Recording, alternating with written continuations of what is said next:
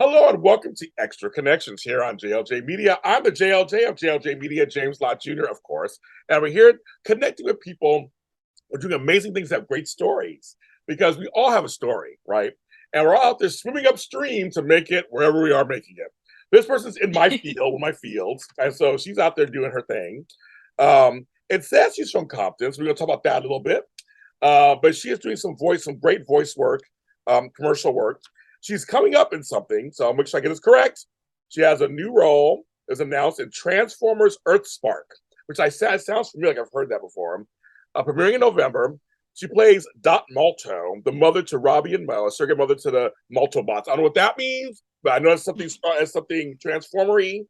But she gets to do the voices for that, which as you people know, I love my voice stuff. She also has worked as a TSA agent.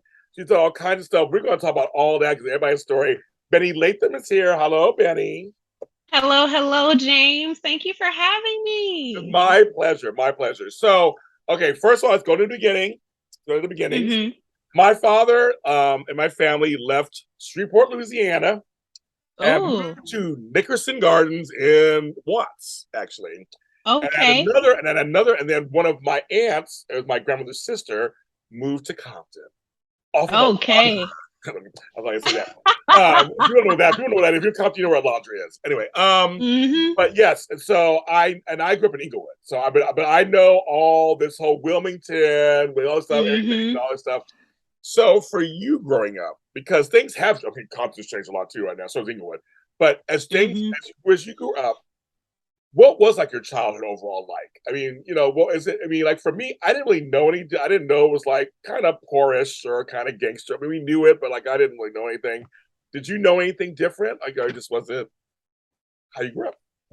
Oh, that's a really good question. I think until you're exposed to other things, whatever your environment is your environment. You Yes. know, good, bad, and different. And that was pretty much my childhood. Working class family. It's funny, my family has ancestry in Louisiana as well. My father's side, my grandmother specifically, she's from Monroe. I know Monroe. And Yes, Monroe. Monroe. And my mother's side of the family, they're from Jackson, Mississippi. So I call myself a Southern girl with the California coast. Yes, no, you are. Um, No, you literally you are. No, you are. Yeah, definitely. yeah, I have a lot of Southern upbringing because back in the day, there was no daycare. It was Nana and Pawpaw's house. So, Right there, right yeah, there. Yes. I was at my grandmere's house. I was at her house. Gramere. I was Okay, at her that's house, right. all summer. There was no daycare. It was like drop you off, see you, later, that kind of thing. Mm-hmm. Yes, yes, Mm-hmm. I understand that. So I know there's a lot of people from the South in Los Angeles. There's a lot of us here. Mm-hmm. It's kind of funny. We kind of migrated this direction. So Yes, Mississippi, Texas, Louisiana, it's a lot that's here. absolutely. Absolutely. And you look like my people. You look like my people. You look like them. I was about to Probably say how related we somehow. might be related. Might be related I'm looking at somehow. the But cheekbones. yeah, exactly. Right, exactly. Oh my God, totally, totally. I would not be surprised. No, I bring it up because part of our stories usually are like where we came from and where we are today. Mm-hmm. And I actually am more like where I came from as an adult to where I am today, more so than my childhood, because my childhood wasn't horrific or horrible. It was, Mm. it was like people say you're from Inglewood, you went to Compton. Like, yeah, I mean, yeah, it was some gangs and stuff, but I'm not trying to play it off. But Yes. I just didn't. I don't have that kind of. A lot of us I know don't have that kind of like. It was so horrible. I came from there. It's like no, Right. I came from there. That's why I brought it up. I think a part of it is because when you're surrounded by it, you're not really thrown. Like you're just kind of aware, but it doesn't really bother. I have a lot of happy memories growing up. I remember swimming in my grandma's backyard, the water balloon fights, because back in those days, a lot of the neighbors kind of came in at the same time, so they all knew each other. So we could go outside and play for blocks, knowing Yeah, that there was someone watching over us. yeah, There was a stronger sense of community. It was, everybody's child is my child, that type yes. of thing. So I always felt looked after, watched over, and loved on, and we sort of saw the neighbors as extended family. Mm-hmm, mm-hmm. And I'm sure you probably know this having Southern extractions. If a grown up gave you permission to call them by their first name, you would always put a Miss or a Mr. in front of that. So if it was No, just call me Charlene. Okay, Miss Charlene. Yes. Whatever you say, Miss I say Charlene. it all the time. Hi, Mr. Phillip. Yeah, I still do that to this day. You too. Grown woman and all. If it's You someone too. that's around my mother's age, that's an elder. That's Miss So and So, Mr. Such and Such. Yes, I still do it too. I do, and whenever I do it, so I go. He's from the South. I go. My family is so. Yep. I don't have Miss Karen, Miss so I still do that. It's a sign of respect. It's a sign of respect. I have Absolutely. I have no problem with that. I have none whatsoever with that. I think it's sweet. I think it's a way of acknowledging an elder, you know? Well, now it's happening to me. So I'm like, okay, I'm like, wait a minute. I'm like, how old am I? What's going on? I don't know why I have. I'm like, I had a few Mr. Lotts. I was like, no, that's my father. I don't know who Mr. Lott is. Like, oh. I'm like, I don't know that. Okay, Mr. James. I know. The cycles happen, folks. I'm very blessed. The cycles happen. But now for me, and I want to ask this to you. I always ask this for people who grew up in LA, because we're so in such close proximity to, I put in quotes, Hollywood. Right. I know it's also Melrose. It's great. I mean, it's whatever, right? There's playhouses everywhere, and television. Did you ever think, did it seem possible? Because a lot of folks I know come somewhere else, it seems impossible. But when you were living here, did it seem possible you could get into the business? I would say more the music business than television, because at the time, this was around the time that NWA and a lot of rap groups from Compton were sort of on the rise and were gaining prominence. And growing up, if you were an athlete or you were a musician, you got a lot of attention. Right. But for somebody like me with a big imagination, if you were into theater or comic books, it was sort of overlooked because of the big, bright, shiny athlete or the big, bright, shiny record deal, you know?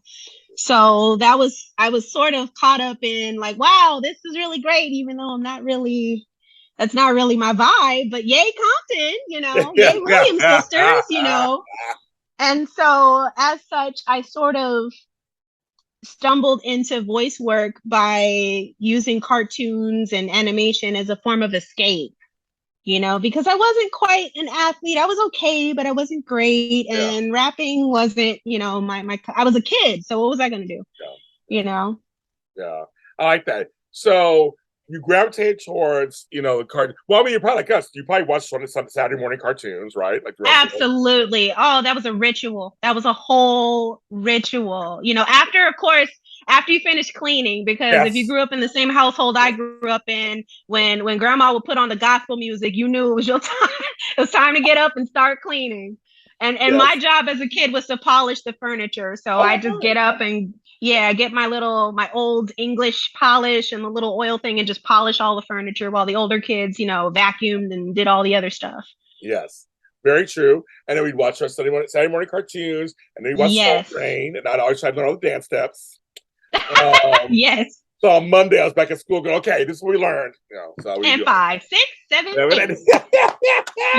I was always a dancer person. I still dance to this day. I like dancing. That was always like my I didn't become a professional dancer, but I always liked dancing. That was always my jam. So like that. Right on. Okay, so in school, did you take drama classes or anything? I did all through high school. And as a child, I was a part of the Bellflower Elementary Ensemble, which was this little traveling show choir in the Bellflower School District. So we went to all the little elementary schools. Oh, and we went to SeaWorld. We performed at SeaWorld. We thought we were just... You made it. The thing. Okay, you couldn't tell us nothing. Oh, sorry. I have to get ready for my performance at SeaWorld. We took it so seriously, and I love that for us. Yeah. You could not tell us we were not Disney stars. It was fantastic. I had a ball. It was it was amazing. I love that. It's so funny. So then you become an adult. Age happens, all of a sudden you're an adult. So while you're an adult, when did you realize I could make this possibly a career of sorts? When did you kind of realize that? Oh, that's a really good question. When did I realize I can? You know what? It actually still started in my childhood, if I can keep it real. Okay. Yeah, because as a little kid, my favorite cartoon, speaking of Saturday morning cartoons, Inspector Gadget was my jam. That was my favorite cartoon as a kid. And Penny was my all-time favorite character. I saw myself in her. Matter of fact, when I was a little kid and my mom's office got new computers, she came home and brought like a little keyboard for me to play with. And I would put the keyboard on a book. And whenever Penny cracked open her computer book, there I was with my dictionary and my little IBM keyboard. Like, come on, brain, we gotta save Uncle Gadget. Like, I love you it. couldn't tell me I wasn't saving the day. Okay. And one day my mother heard me making funny voices with my toys, and she started laughing. And that's when I went, ooh, I can get a reaction from people. I can make people happy with this. And that's when I started paying attention. And then now, Inspector Gadget came out in like 87 or no, 83, I think. So reruns were happening around like 87, 88.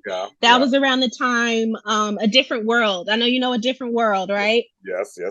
So you probably know where I'm going with this because you're a voice actor too. So Cree Summer is on A Different World. And I'm watching this show as a kid and I'm listening to the character Freddie Brooks, played by Cree Summer. And I'm like, dang, she sounds familiar.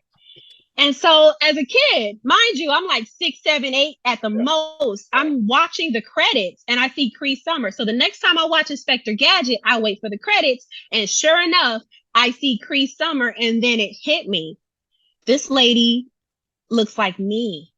And she's the voice of my favorite cartoon. I can do this when I grow up. And that was sort of when that seed was planted. And so as an adult, I never really lost that passion. It's just that when, like you said, when life happens, you grow up like, okay, that was when I was a kid, but it never really left.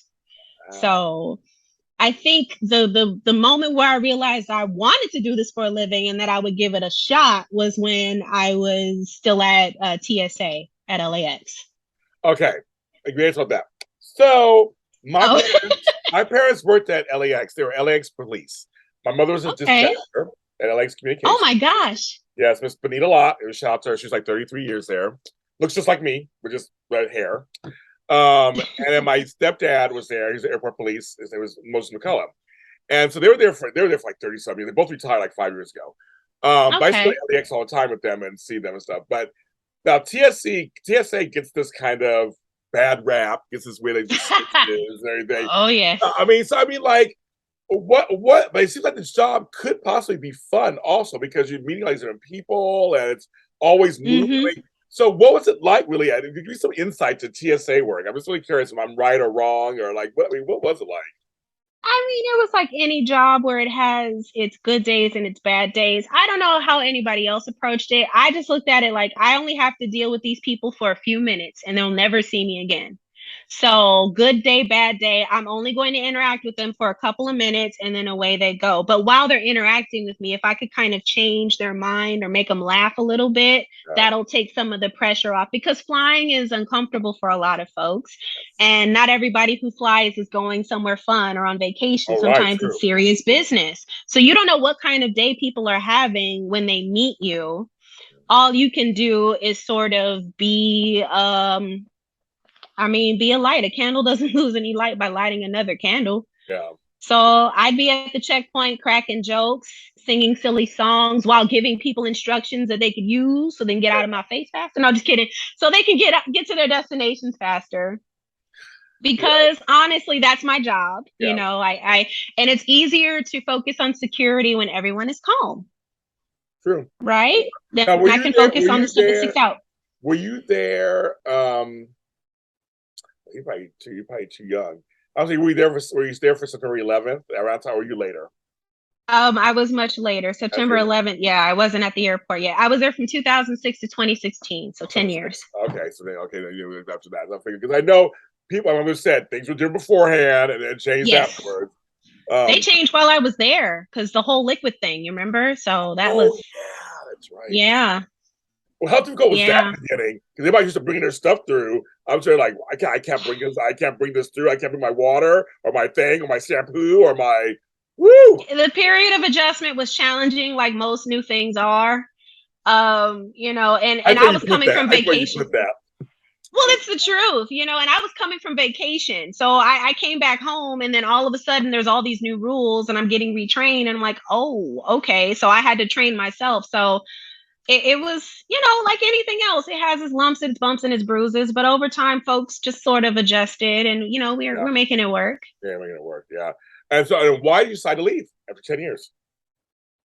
Well, unfortunately, there was an incident that happened where one of my coworkers was mortally injured and he lost his life in the line of duty.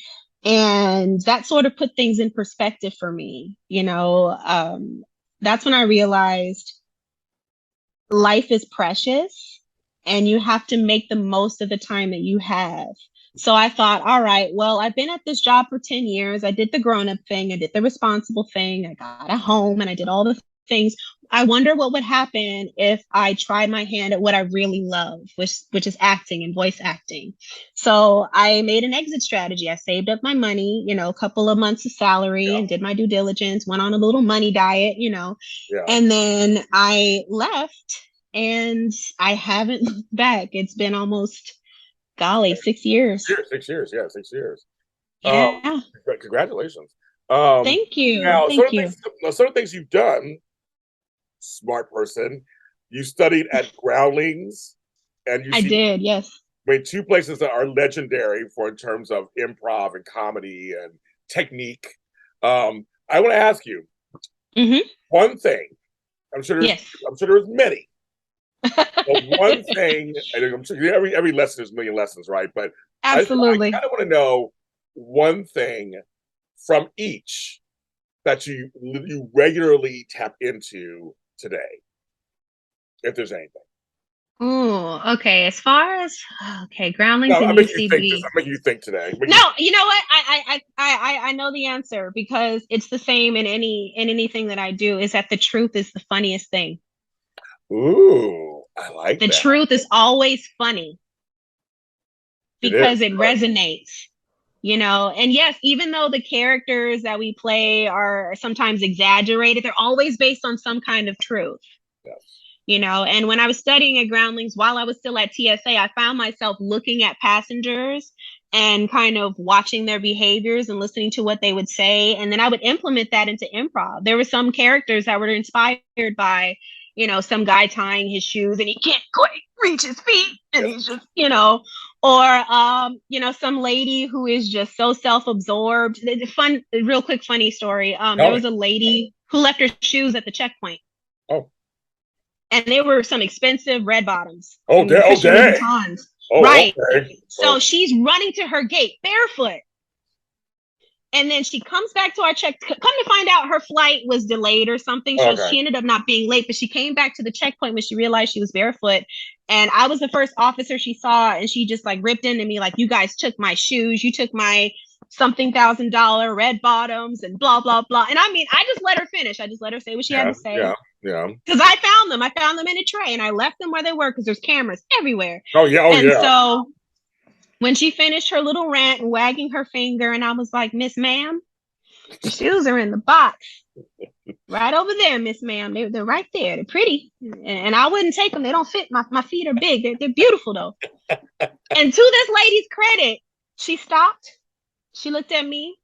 And she was like, attention, everyone. I am an idiot. I yelled at this poor lady for no reason. My bad. And then she took her shoes and disappeared into the night. And I was like, I'm stealing that character. Yeah, not a split second. She was just like, okay, my bad, you guys. My bad. And I was just like, I like that. But it was truth. Yeah.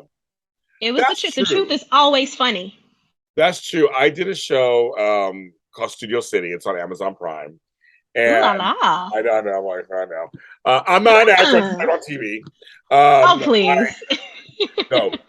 My friend Sean Kanan, who's a famous daytime actor, I acted opposite him. And there was a scene of me being a bad podcaster. Like right now I'm good. I'm nice and everything. I always get cast as a bad host. So you're the opposite, James. Okay. But one of the things that, we were laughing about because the show's about an aging soap actor. He's actually a soap actor who is in his 50s. And the show is kind of loosely based on that. And you're right. The lines we were saying to you, because I'm in my 50s also. Black don't You crack. look amazing. That's Grandfather, right. grandfather of 5. Thank you very much. Oh, let's Very go. much. Thank you very much. Ooh la My la. previous life. Anyway. But no, other folks do. You wear it well. Yeah, thank you. No, thank you. But I'm older. We're both in our 50s, close in age, and we had to say I had to be mean to him. And it's like, yes, because you've been around for so long in the business. Oh wow. And all stuff. But it was hilarious. We couldn't stop laughing because we've each heard stuff like that said to us for real. Right. In real life, that we turned it into the thing that was real life, REEL. That you're right. It's like there is truth in what people say sometimes. Like, are you sure you're gonna break a hip when you do that action scene? And like we always laugh in real life about how aches and pains happen. But you're right. You said that, I was like, that's true. Like there is, even in being shady to somebody, there's some truth. Yes. There's truth in there. There is. And that's what people gravitate to. The truth is always funny. Yes. It's hilarious. Actually, it's really funny. Okay, so you take a leave. So Benny's like, okay, I'm not doing TSA anymore. I got some savings. This is 2016, so this is good. But it's 44 pandemic, so you got some time. You're right. It's crazy. And so, what was the first? So, just people who are watching, like, what was the first couple of things you did to like facilitate this change? I really. Oh, she's laughing. I love it. She's laughing. Oh gosh. Okay, so I'm about 2 years out of the airport, and because I am a super duper prepared person, I took a side hustle as a bartender. Oh, okay. So I did that on the weekends to just get my hands on some cash and to pay for classes, so I didn't have to dip too deep into my savings. I wanted my savings to focus on my bills, and then so I started working as a bartender, and then I was online one day on Backstage West, and I saw that they were looking for TSA agents for this commercial. Oh, and I thought, God. well, gee, don't get ahead of me now. Don't skip to the ending. Okay. So I was like, you know what? I was a TSA agent, and mind you, no agent, no headshots. Oh wow. I barely got into SAG because of a student film I did for a friend from, the circuit from college in Groundlings. And so I thought, you know what's the harm? So I say, I apply for it. I send them all my stats and everything. And then in the comments, I said I was a TSA agent for 10 years. And they called me, and this is around 2018. Okay. So I go in, and there's all these, TSA people, out the door, and I'm just like, well, there's no way in heck I'm going to book this, but I'm going to give it a try anyway, because I never thought about doing commercials. So I go in, and then I get a call back, and I'm like, oh snap, I can actually do this for real. Okay. Wow. So then I go to the callback, and then this time it's the whole, the clients there and the directors there and all these people, and they're all just too busy. They're all on their phones and everything. And so I get in the room. They tell me to act as if, the line is out the door at the airport. And I'm like, in my sleep, I got this. So I performed the scene, and everybody kind of stopped and looked at me, and they were like, oh my God, I felt like I was at the airport. That was really real. And I'm like, well, yeah, 10 years, I better be good at this. Otherwise, And so I booked the commercial. So the very first thing I booked was a Samsung commercial where I played a TSA agent, and it was a national network commercial. All of my old coworkers are calling me, asking what airport am I at, and if I got paid to be on, because they thought I transferred, because I didn't tell anybody why I was leaving. I wanted it to be a secret. Because here's the thing I've learned: you can't tell small-minded people your big dreams. You have to keep that to yourself. You have to hold your passion close to your heart and study to show yourself approved, which is what I did. And, I wanted to give myself an honest shot, and here we are, so that was kind of a really beautiful moment for me, because that felt like that was the universe giving me the sign, like, no, sis, you good. Keep going. You got this. If that wasn't a sign from God, I don't know what is. I really don't know what it is. I mean, come on, America. That's good. That's actually hilarious. Okay, so you do a commercial. You're like, okay, this is cute. Yeah, commercial. You now say I'm gonna start doing commercial work, or because that's because you went in a different way than some people go. I did a background role on a show, and I did it like you did commercial. You went straight to commercial. I did. And that's why I'm kind of reluctant to tell too many people the story because they're going to think, oh my gosh.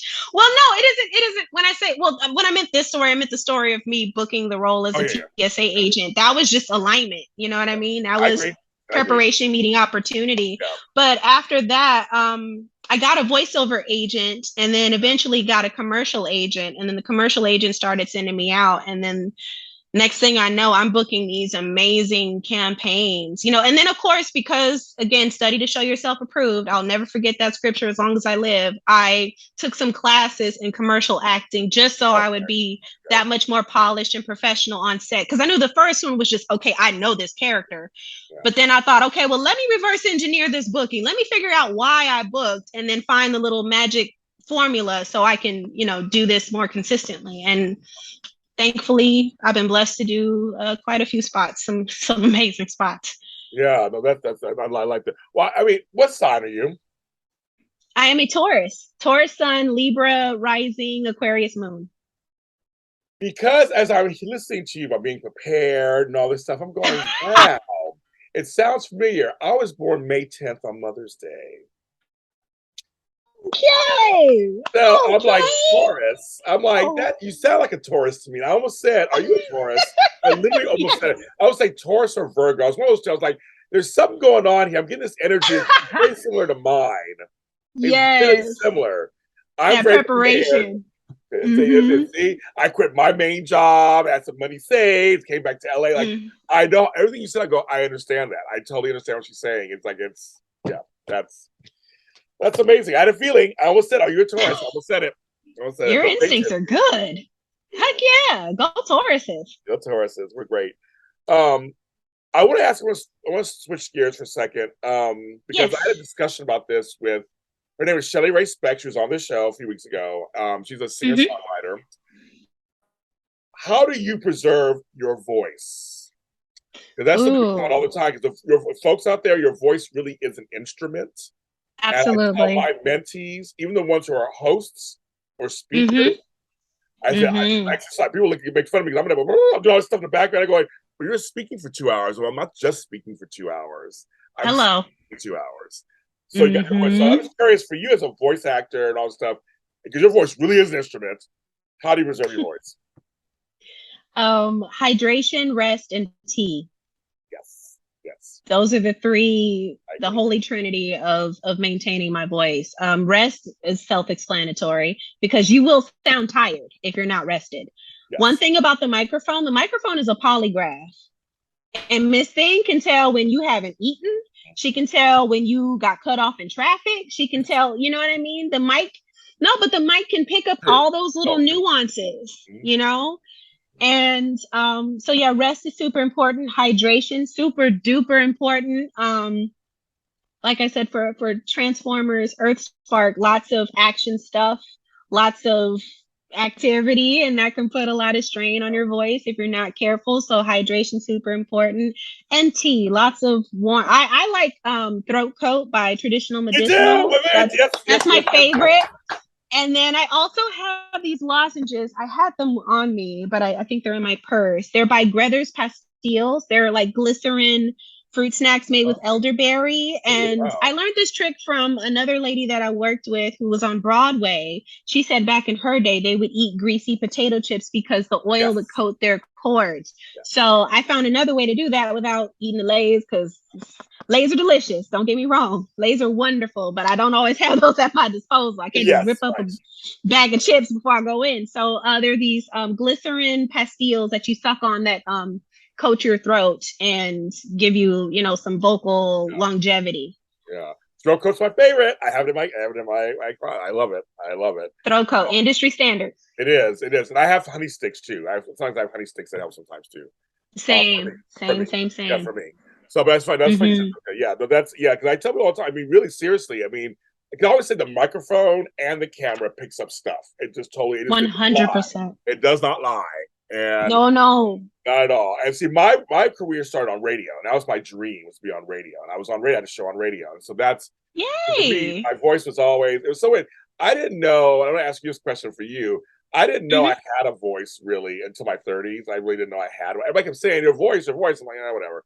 When Mhm. did you realize you could do? I mean, you were a kid doing that, but like, when did you fully get that I do have this versatile instrument that I can use for work? Oh, when did I realize that I had a voice? I think doing theater, Okay, doing a lot of community theater, and also just getting up in front of people in these classes that I would take. That was when, especially when you're doing like a lot of character work, and Groundlings is very character driven. So, and naturally, also physically too, because when I would imitate people that I saw at the airport, I would subconsciously like imitate their posture, and I would mimic their voice, and sometimes those mimicries were pretty accurate depending on who you talk to. And yeah, yeah, that was when I kind of again connected the dots, like, oh, there's inflection, there's intonation, there's nuance, there's regional dialects, there's colloquialisms, there's word choices, there's all these things we get to play with as actors to put together and create, organic characters. yes, So there is. yeah, theater and Groundlings and UCB. Shout out to UCB. To me, I have friends who are in there too. So in this business, because we kind of have to talk about it. We're two African Americans in the business. There Uh, we are. but for me personally, um, I have found it easier on some level getting voice work because I have this because the voice literally speaks for itself. Uh, Absolutely. and you're not being seen most of the time, so so you don't look at like looks as much. Absolutely. And so as you Yes. say, so forth. So a person of color is actually a good gig, isn't it? If you can get it. Well, yes. Or you tell me. Tell me. Well, I mean, I can only speak as from the perspective of a woman of Yeah. color, Yeah. and there have been instances where, yes, I've been called, like, I would lean into my upbringing or lean into my background in creating characters, and especially if it's something that's regional or era specific. So if I had to play a southerner, oh, in my sleep. If I had to play a teenager, wasn't that long ago. It was a minute, but it wasn't that long ago. You know what I mean? So it was easier for me, like, depending on what the character called for. If it were, especially if it's an African American character, which is most of the stuff I audition for the most part. It's easier for me to draw my experiences versus a fantasy character where I have to kind of organically come Yeah. up with some stuff to make this character sound real. Yeah. So, yeah. So it's a good gig if you can get it, I guess. I guess for people, I think it's kind of unlike acting in terms of video acting and stuff. It's slight. I guess it's slight. It could be slightly easier, I think, for people. Well, easier, but it's still a challenge because the beauty of working on camera or even working on stage is that you have somebody to bounce your reactions off Right. of. You have someone to play off of. But Right. when you're in the booth, it's just you, the mic, and the copy. And that's where the real fun begins because you have to organically sell this entire world that you created in your head in just a few lines. That's true. Just those few lines. We have to know what you're like, what you're about, what you sound like when you're mad. You know what I mean? You have to go through these full range of emotions in just a few lines. And you don't have the luxury of a face to express or emote. You don't have the luxury of a body that can express and Yeah. emote. So, a lot of people think you're just sitting there and reading. Well, yeah, in essence, that is what I do. I do sit and I read, but I'm also creating characters. I'm also listening to directors telling me certain things, little nuances, little tweaks that you better you better know what they're talking about when they say it. Otherwise, you're going to be in that session for a long time, and time is money and they don't play about their money. No, they don't. No, they don't. Everything. The color in Hollywood is green, folks. That's the color in Hollywood. Amen. It really is. It really is. And the thing is, if you are pleasant to work with, if you're on time, and if you're a quick study, and you get what they want, chances are that's why you see some of the same people working a lot, or you hear the same people working because they don't have time to play around. It's like I'd explain to some people who are newer in the business. I'll go, there's nothing against you, but you were late twice this one thing. I mean, they don't have time for that. They don't have time for Very that. true. They can be late, but you can't be late. No, exactly. Right. You gotta, study to show yourself approved and always be earlier than they expect you. And My granddaddy told me that. But also be prepared. I mean, the things I mean, people, well, I went out partying last 2 nights, and I'll just glance at it, I'll get it, when I get there, and I'm like, and then they wonder why I don't get booked again for a while. And I'm just like, that's kind of the point. I make sure the night before I don't go out nowheres. I'll do nothing. And I But see, your instrument though. You understand what you sound like when you're tired or what you look like when you're tired if you're on camera. That goes back to, and you learn that through studying. You learn that through taking classes. If nobody tells you, hey, you might not want to do that because you're going to, mess up your voice or you're going to sound crazy, you're not going to know. You're going to burn the candle out at both ends because, what is it? My people perish for the lack of knowledge, That's true. It's true. And my thing also is, you're hiring me. I'm here to do what you need. I'm here to give you what you need. I'm like, whether it's another podcast I'm guesting on, or an acting role, or a song I'm doing, or just like, what you want me to do? Okay, let me see if I can give it to you fully, right? And absolutely. Be present and awake and ready to do it. It's like it's that. It's absolutely. It's really that simple. Really that simple. I don't know. Some of these folks don't get it. I don't know. I have to shake the tree, and tell you, it's like it's because I think some people think, well, you just wake up and talk. It's like, no, it's not how that works. It's not how that works. And the air can bother your voice, and the smog can bother your voice, and the weather, everything. It's like you just don't know. Many people need to realize that. I just realized that. So, and when you got Transformers, because Transformers is a brand. It is a brand. It's a total brand. Yes, it is. And so this, and I think I've heard of this coming out before I even heard about you. I think I've heard of this. I have friends who are in that world, kind of. So how exciting is it? It's like a pretty big role. So how exciting is it to be now in the Transformers canon? Oh gosh, hearing you say that out loud, it's like a bell just rang in my soul, and I just feel I'm going back to that phone call all over again. How does it feels like, mission accomplished. That little 6 or 7 or 8-year-old me would be really proud of grown-up me right now. And it's just I feel so fulfilled because I don't work a day in my life. Do you know what I mean? I do. It isn't work. Nope. I get to play.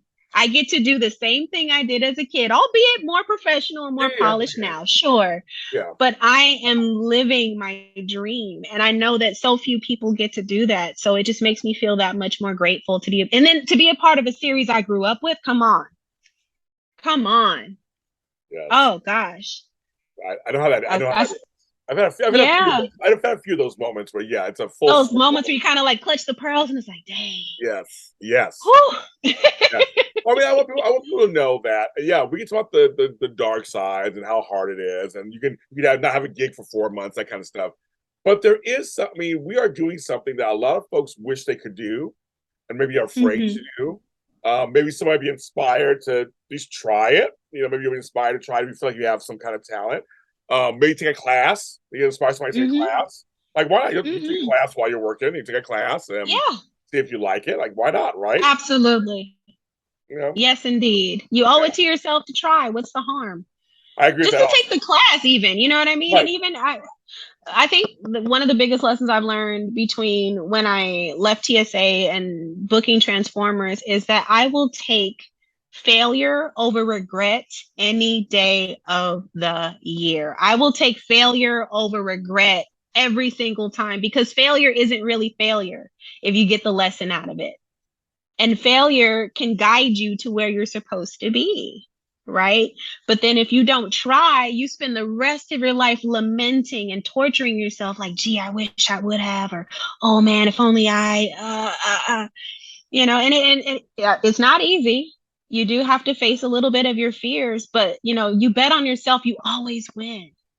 You owe it to yourself to give it a shot. You never know. And here I am, I'm living proof.